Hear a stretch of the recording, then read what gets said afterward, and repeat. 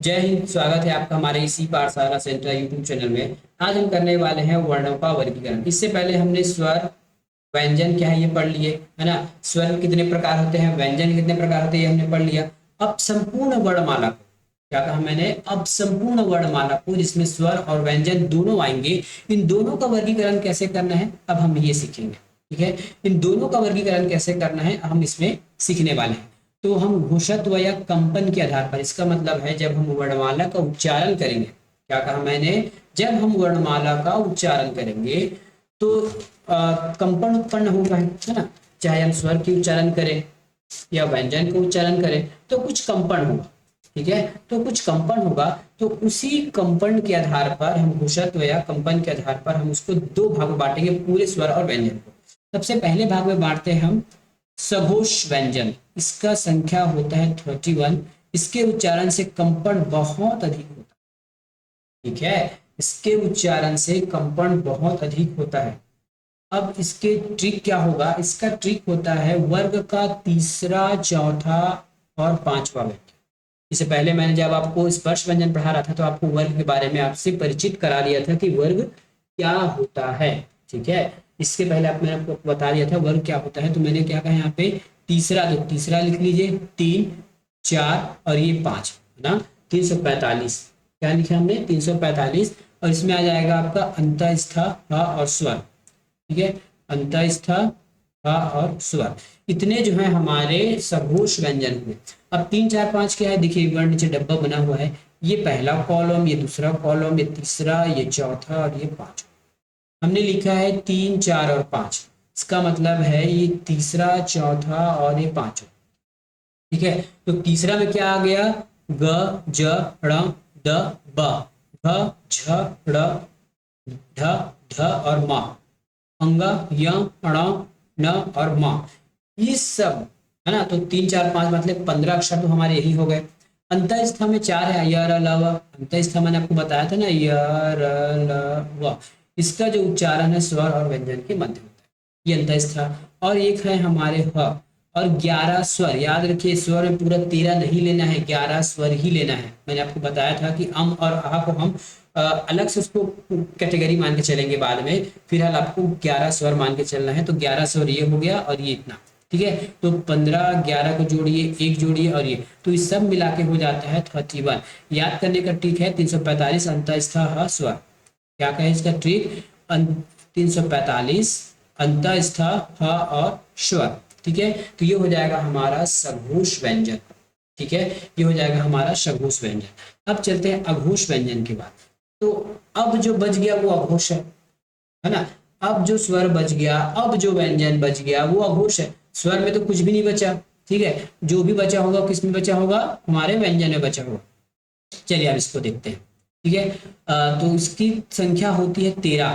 तो हमारे पास दो कॉलम बचा है, तो एक और ये दो कॉलम, पहला और दूसरा।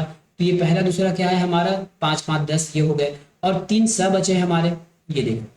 ठीक है, तो ये हो गया हमारे क्या चीज, सघोष व्यंजन। अघोष व्यंजन है, इसमें कंपन कम होता है। याद रखिए अभी हम जो पढ़ रहे हैं उसमें संयुक्त स्वर या फिर संयुक्त व्यंजन को हम नहीं ले रहे हैं, क्योंकि ऑलरेडी उसके जो मूल व्यंजन या मूल स्वर पहले से आ चुके हैं, इसलिए।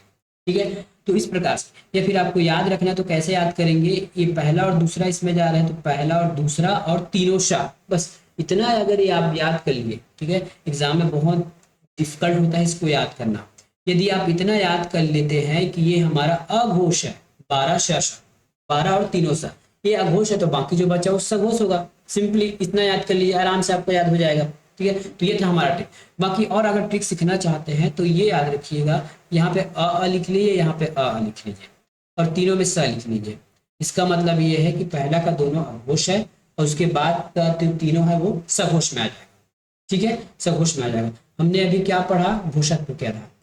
ठीक है, घोषत्व के आधार पर ऐसा ट्रिक बनाइए। हम केवल अघोष को याद करना चाहते हैं, तो अघोष का ट्रिक है 12 और तीनों सा।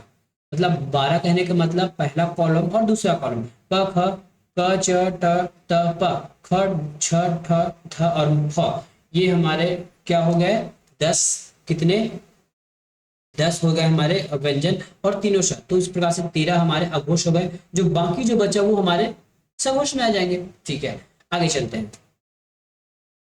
अब हमको देखना है प्राण काकल के आधार पर या फिर हवा या सांस के आधार पर, जब हम किसी शब्द के, जब हम किसी वर्ण का उच्चारण करते हैं तो हमारे मुख से कितना हवा का प्रेशर निकलता है, क्या होता है। तो ये हम प्राण तत्व या काकल के आधार पर पढ़ेंगे। तो एक होता है अल्प प्राण, दूसरा होता है महाप्राण। ठीक है, एक होता है अल्प प्राण, दूसरा होता है महाप्राण। ठीक है, अब हम इसमें याद करने वाले हैं सबसे पहले महाप्राण, ठीक से याद करने हैं ना। तो इसमें ऐसे लिख लीजिएगा, अ लिख लीजिएगा, म लिख लीजिएगा, अ लिख लीजिएगा, म लिख लीजिएगा और अ लिख लीजिएगा। जहां अ लिखे हैं वो अल्प प्राण है, जहां म लिखे मतलब ये अल्टरनेट में है ना, एक बार अ एक बार म, इस प्रकार से हम इसको अल्टरनेट में लिखे। अल्प प्राण महाप्राण, अल्प प्राण महाप्राण, अल्प प्राण। ठीक है, तो महाप्राण कहाँ कहाँ पे है, म हमारे 2 में मिल रहे हैं, ठीक है, और म हमारे 4 में मिल रहे हैं। इसका मतलब हम इसका कोड बना सकते हैं 24। ठीक है, वही टेबल है जो हम ऊपर देख रहे थे। तो दूसरा और चौथा व्यंजन, ठीक है, विसर्ग उष्म व्यंजन श श, ये तीनों हमारे क्या हो जाएंगे, महाप्राण।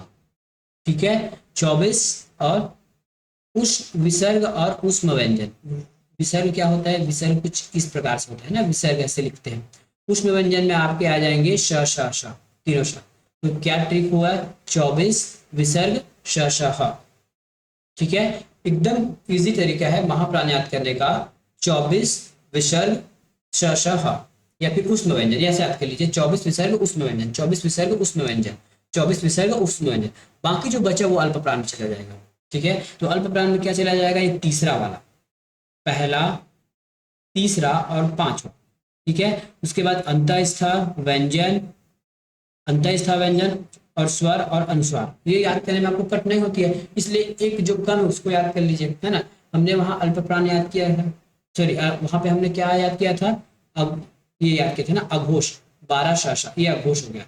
अब महाप्राण याद करना है, 24 विसर्ग उष्म व्यंजन, इस प्रकार से आप याद करेंगे। ठीक है, तो अल्प प्राण का मतलब होता है कम हवा निकलना। तो पहले वर्ग, तीसरा, पांचवा, इनका जब हम उच्चारण करते हैं तो कम हवा निकल गया है। उसी प्रकार अंतःस्थ और स्वर और अनुस्वार, इसका जब भी हम उच्चारण करेंगे तो कम हवा निकलता है। तो इस प्रकार से आप इसको याद कर सकते हैं। अब देखते हैं अयोग वा। अयोग वा आता है अम और आहा। हमने बात किया था ना जब हम स्वर पढ़ा रहे थे, तो अम और आहा को हम अलग से बताएंगे। तो इसको बोला जाता है अयोग वा। इसे स्वर और व्यंजन की बीच की कड़ी माना जाता है। क्वेश्चन याद रखिएगा, स्वर और व्यंजन के बीच का उच्चारण है अंतःस्थ य र ल व, वो अलग प्रश्न है।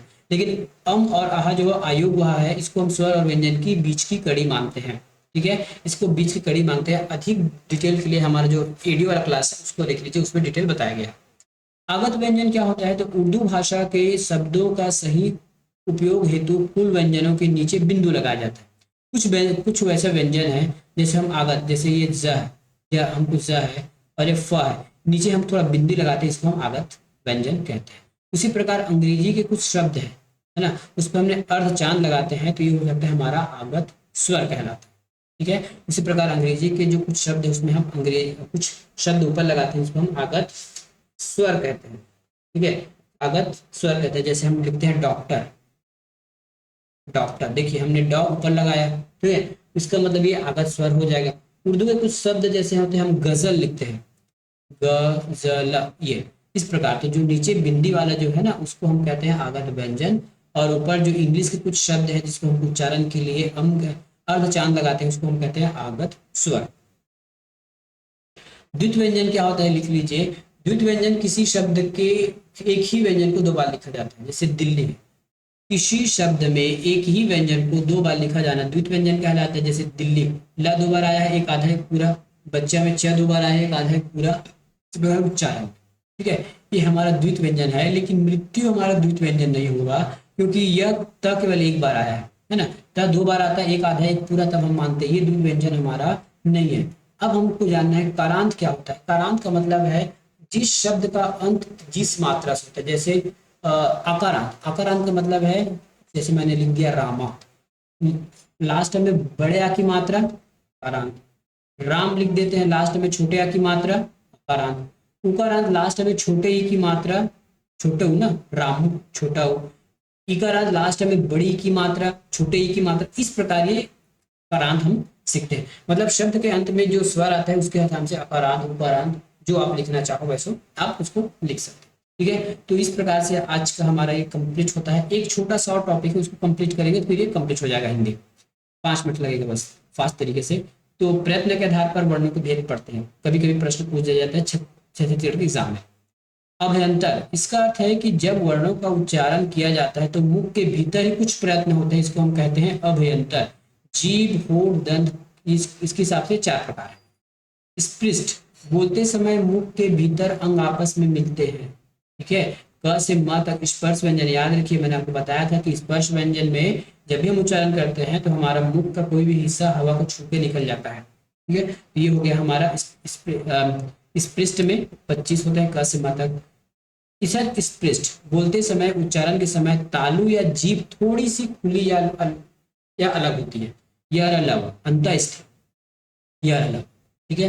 वृत्त, उच्चारण के समय मुख खुला रह जाता है, जैसे आ औ आ, देखिए आपका मुख खुला है आ औ, ये है वृत्त। वृत्त मतलब बड़ा, या ऐसे याद रखिएगा वृत्त मतलब बड़ा, बड़ा मतलब मुंह खुल गया, तो ये हो जाएगा अ औ त।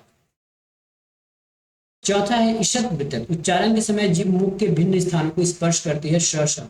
जब भी उच्चारण करते हैं, ईषद वृत्त का मतलब है आप जब भी श बोलेंगे आपका मुख खुला ही रहेगा लेकिन कहीं ना कहीं वो स्पर्श करेगा, श श ह, तो ये तीनों श इसमें आ गए। अब पढ़ेंगे बाह्य प्रयत्न के आधार पर। तो इसके अर्थ है कि जब वर्णों का उच्चारण किया जाता है तो मुख के बाहर ही कुछ प्रयत्न होता है। मुख के बाहर आपके शब्दों है, अल्पप्राण है, महाप्राण है, जैसे हवा कम निकलना, ज्यादा कंपन होना, कम कंपन होना, हवा कम निकलना। तो इस प्रकार से अल्पप्राण महाप्राण आपको मैं बता चुका, ठीक है। तो ये था आज का हमारा हिंदी क्लास। इसके बाद हम पढ़ेंगे वर्तनी। मिलेंगे नेक्स्ट वीडियो में। धन्यवाद। चैनल बनने हैं तो चैनल को सब्सक्राइब कीजिए, वीडियो को लाइक कीजिए। मिलेंगे नेक्स्ट वीडियो में।